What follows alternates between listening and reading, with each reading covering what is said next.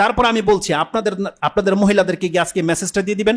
মুসলিমে রয়েছে, রাসূল সাল্লাল্লাহু আলাইহি ওয়াসাল্লাম বলেছেন প্রত্যেকটা প্লেট, প্রত্যেকটা গ্লাস, প্রত্যেকটা পাত্র যা আপনি ব্যবহার করেন, হাত্তা চামচ যেটা যা কিছু আছে যেটা আপনি ব্যবহার করেন, লবণের বাটি পর্যন্ত, সেটাকে উপর করে রাখবেন। খালিটা হলে উপর করে রাখবেন, আর না হয় যদি কিছু থেকে থাকে সেটাকে ঢেকে রাখতে হবে। রাসূলুল্লাহ বলছেন একটা কাঠির টুকরাও যদি হয় আপনাকে ওটা উপরে দিয়ে রাখতে হবে। কেন?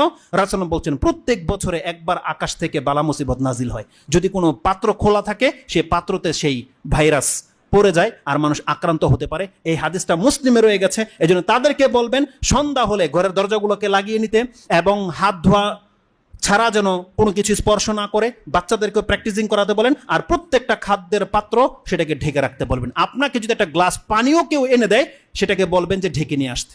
এটা রাসূল সাল্লামের সুন্নাহ এবং বলেছে এ থেকে আপনি ইফেক্টেড থেকে বেঁচে যেতে পারবেন। রাসূল সাল্লাম বলছেন তুমি যখন ওযু করবে তুমি বেশি করে পানি টেনে খুব জোরে নাক ঝাড়ো।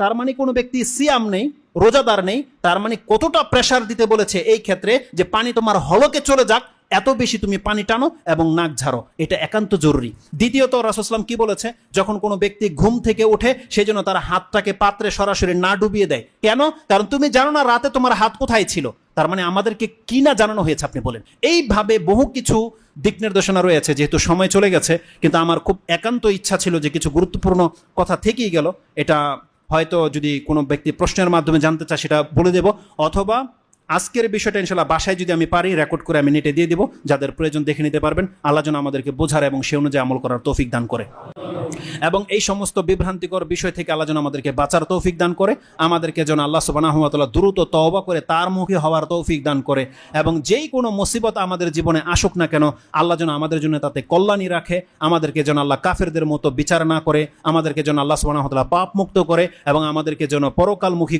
হওয়ার তৌফিক দান